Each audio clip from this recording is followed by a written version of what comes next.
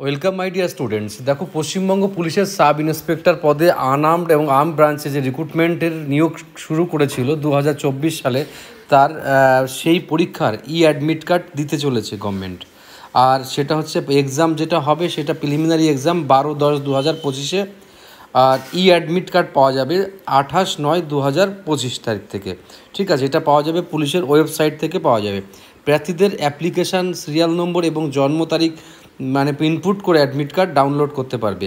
প্রার্থীদের নির্দেশ দেওয়া হচ্ছে যে পরীক্ষার কেন্দ্রে প্রবেশের জন্য অ্যাডমিট কার্ডের প্রিন্ট আউট এবং একটি বৈধ পরিচয়পত্র আসল কপি সঙ্গে নিয়ে আসতে হবে।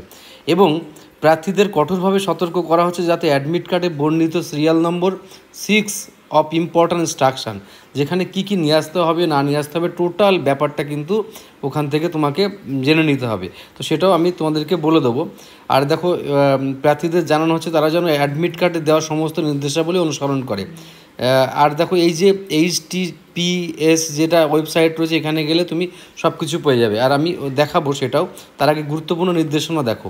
মোবাইল ফোন, ব্লুটুথযুক্ত শ্রবণ যন্ত্র মানে হেডফোন যেটাকে বলে, পোর্টেবল স্ক্যানার, ডিজিটাল হাতঘড়ি, স্মার্ট ওয়াচ, ক্যালকুলেটর, অনুরূপ যন্ত্র বা যে কোনো ধরনের নকলের সামগ্রী পরীক্ষার কেন্দ্রে কঠোরভাবে নিষিদ্ধ। পরীক্ষার সময় এগুলো কারোর কাছে পাওয়া গেলে কঠোর শাস্তিমূলক ব্যবস্থা নেওয়া হবে। পরীক্ষার সময় হিলওয়ালা জুতো পরিধান করাও নিষিদ্ধ। রিক্রুটমেন্ট প্রক্রিয়ার সময় যে কোনো ধরনের ক্যানভাসিং প্রার্থিতা বাতিল করবে এবং বিরুদ্ধে কোনো আপত্তি গ্রহণযোগ্য হবে না। মানে স্ট্রিক্টলি কিন্তু এটা মানতে হবে। আর এই জায়গায় তুমি যখন ক্লিক করবে, এই যে HTTP, এখানে গেলেই তুমি পুলিশের ওয়েবসাইটে চলে যেতে পারবে। এই যে আমি চলে এলাম সেখানে ওয়েবসাইটে। এবার এখানে গিয়ে তুমি ওই যে বলা হয়েছে যেভাবে সেভাবে তুমি ডাউনলোড অ্যাডমিট কার্ড, এই যে অ্যাডমিট কার্ডের এখানে চাপ দিলে ডাউনলোড করে নিতে পারবে 28 তারিখ, সেটা 28/9 থেকে। আর ডিটেলিং আর কোনো ফ্রড কারোর কাছে কোনো কিছু জানার দরকার নেই। তোমরা এই ওয়েবসাইটে গিয়ে ভিজিট করে যাবতীয় তথ্য তোমরা সংগ্রহ করবে।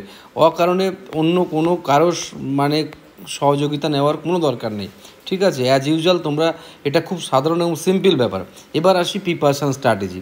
তোমরা যেভাবে প্রিপারেশান নিচ্ছ, এখন সব থেকে যেটা সমস্যা দাঁড়াচ্ছে, যা গ্রুপ সি, গ্রুপ ডির পরীক্ষা, তারপর তোমার রেলের পরীক্ষা, এবং তোমরা একের পর এক পরীক্ষাগুলো রয়েছে, তোমরা অনেক সময় পাজেল হয়ে যাচ্ছে যে কোনটা দেবো কোনটা দেবো না।